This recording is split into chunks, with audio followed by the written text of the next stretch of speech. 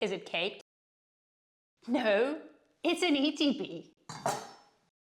But they sure do sell like hot cakes.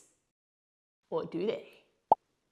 That's right, prices look like they're a little on the downward cycle, but let's talk about that later because this ETB is not actually my ETB. It's my partner's ETB. I wasn't really able to secure any Prismatic products around the time this set was released, so I'm very grateful to him for the chance today to open this ETB, but I'm a little bit nervous about our odds. Lucky whatever happens, it's not my money. I usually like to do lots of cuts to make the video more visually engaging, but also so you don't have to watch me fumbling with the packaging and things. But since this is something that hasn't been that easy to obtain, I'm gonna go through the unboxing a little bit slower than usual. But not slow, I can't do slow. Well, the packaging certainly looks very cool. I like it. I like it a lot, but enough with this packaging. I want that EV promo! You all probably know how tough it is to get an SIR out of Prismatic Evolutions just from word of mouth and social media. We'll have a quick flick through the book. I haven't opened up any Prismatic Evolutions up until this point. This is it.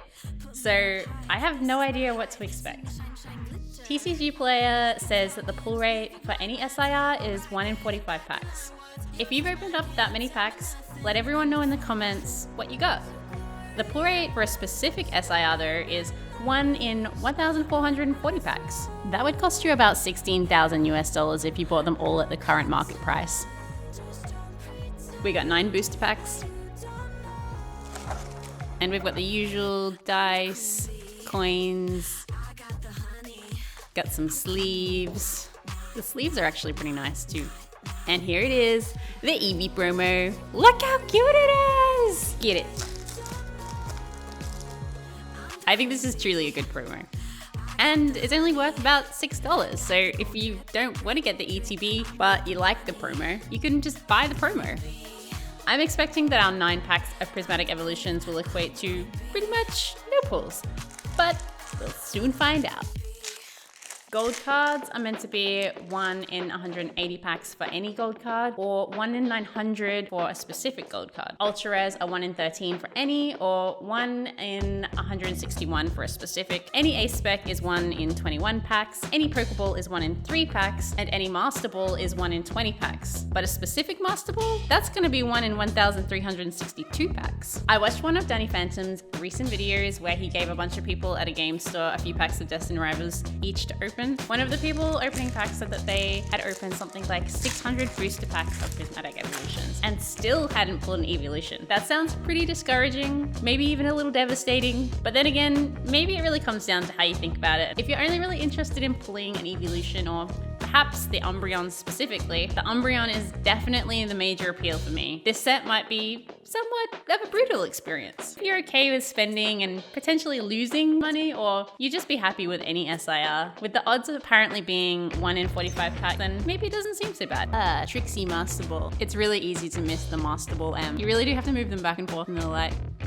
There is a book called Happiness by Design. I know that sounds a lot like it's a self-help book, but it's really not. It has a lot to do with statistics, and it's written by a behavioural scientist at the London School of Economics. If you're interested, the author's name is Paul Dolan. Getting back to the point, he gives an example that I think relates to opening Pokemon cards. He says that if you're enjoying eating a pizza and drinking a beer, in terms of enjoyment, the first bite of pizza and the first sip of beer are the best part of the whole experience. It's all diminishing returns from that point onwards, especially if you can't eat gluten, like me. I would say that the best part of the Pokemon card opening experience, at least for me anyway, is the feeling of anticipation before you open the product and reveal the cards. At that point, the item embodies maximum potential. After that, reality generally sets in. You know, I opened a Paradox Rift Booster box a while ago now, and I pulled an SIR on the first pack. And it was Tapu Koko, which is totally not a card I was after. And I knew that that was it for SIR potential for that booster box. Of course, I still enjoyed opening everything else. It's just the risk you take, and it's part of the fun, really. But the chance of pulling an SIR that I actually wanted from the booster box had, on the first pack, been eliminated. What do you think of specialty sets anyway? I hate having to buy multiple ETBs as a way of getting booster packs. I just feel like it's such a waste of packaging, and I never really use the sleeves or any of the other bits and pieces that come with it. I read a comment on someone else's video that said how they hated specialty sets because of this reason. Obviously, booster bundles are the way to go for specialty sets, but 6 booster packs is not that many if you really want to open a set. And I don't know, maybe I'm just wrong, but it kind of seems like stores get less of them. There's probably not much point dwelling on it though, because if we're comparing this to booster boxes, I haven't even been able to buy a booster box for the past 3 regular set releases anyway. The booster box situation in Australia is pretty depressing, to be honest. I brought it up in a couple of other videos, but the recommended resale price is now 306 Australian dollars. That's about $200 US. And of course that means that in the current market, you'd actually be pretty lucky to find a booster box close to the recommended resale price. I've seen a few Destin Rivals booster boxes listed on LGS websites for $380, and EB Games surprisingly had them for about $280 at one point as well, but only if you have a paid subscription, which I think is kind of dodgy. Making people pay to have access to pre-orders, that is, like when pre-order is basically the only way to get stuff. The local game store that I like to buy from won't even be selling booster boxes of Destin Rivals. They said their allocation was low and that they're just going to open the booster boxes that they do get and sell loose packs instead. This is completely unsubstantiated, but I feel like less stores are selling booster boxes now as well. I've just noticed that a couple of stores that I used to buy from haven't listed booster boxes on their websites for months. So maybe they're just selling them in store to avoid dealing with bots and stuff. But yeah, I don't know. It seems like there are less retailers selling booster boxes now. I managed to buy a Prismatic Evolutions SBC for retail price though. There have been Pokemon cards available this week. What have I seen? The Kmart in my house had Surging Sparks and Journey Together booster packs earlier this week, and I saw that they still had Surging Sparks packs today. And so did Target, although Target is selling them for $8.50 now. There's also some Sword and Shield blister packs around that have one Lost Origin and one Chilling Reign booster pack in them. I think that EB Games has a few different booster packs now as well, but yeah, I don't really like buying from them if I can avoid it. I think availability at retail price might be getting a bit better in a general sense though. Regular Teal Mask Ogerpon EX. I'll take it. But only for certain items like ETBs or single sleeve booster packs. It's probably at least partly due to the strict purchase limits pretty much all stores have in place now. I did think it was going to be almost impossible to get any Prismatic Evolution stuff when the set first released, but last week I managed not only to buy the SBC, which is a gift from my partner, but I was also able to pre-order a booster bundle and an EV pouch collection box. I'm not sure when it's going to be fulfilled at this stage, but I think it's a pretty good result, considering the complete absence in availability over the past few months, as well as the fierce demand for products. I also don't use bots or notification services. I just check the stores when I can, occasionally talk to the staff at it, and I check a few online stores regularly. Well, that's just the way the Eevee cookie crumbles. 1 regular EX, 3 Pokeballs, and a Master Ball. We'll pretty much bang on the pull rates with the 3 Pokeballs though, and we were pushing above odds to get a Master Ball. That's the kind of results that you can expect from Prismatic Evolutions with only a small number of packs. Pulling a God pack or an Evolution is certainly a very enticing prospect, but it's really not a likely outcome. So I definitely think it's worth considering how you want to go about it if you do get the opportunity to buy some Prismatic Evolutions. I really like this set and I want to open more of it. I think that I'm just not going to be able to go all out with it. I'll buy whatever I can afford to spare at retail price when I come across it. For anyone else planning to open some Prismatic, I really hope you have some good luck. All Evolutions are still expensive, but they are falling, except for Jolteon, that is. My thoughts on that are that it's actually just starting to align with the value of the majority of other Evolutions in the set. If we have a quick look through, Jolteon started off as the lowest value card, even lower than Eevee.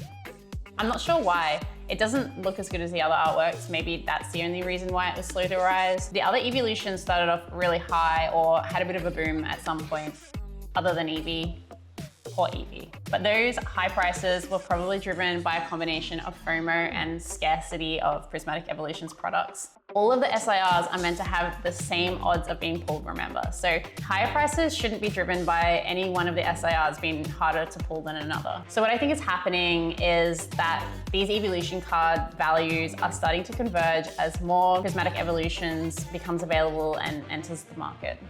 There are also currently 15 cards in the set that are worth $100 or more.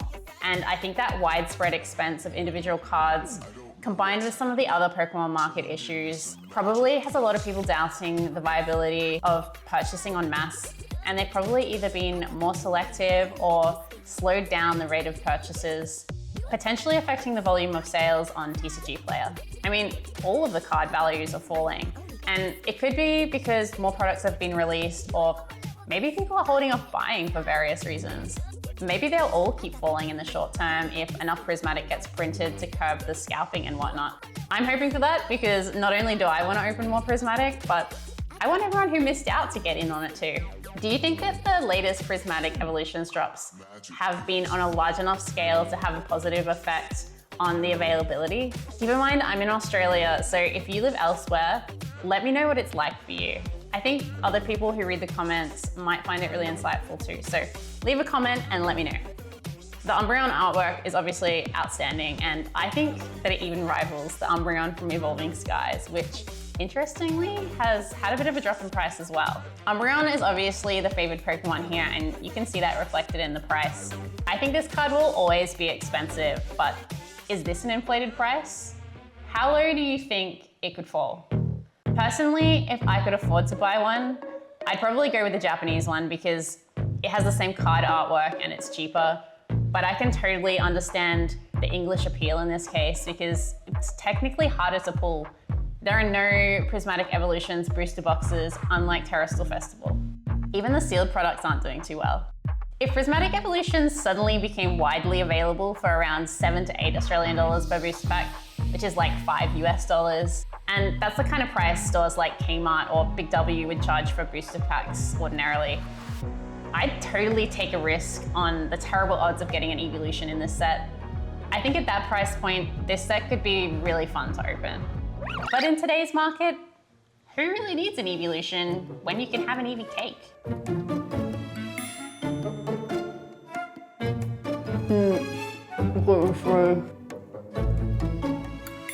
Like, comment, and subscribe.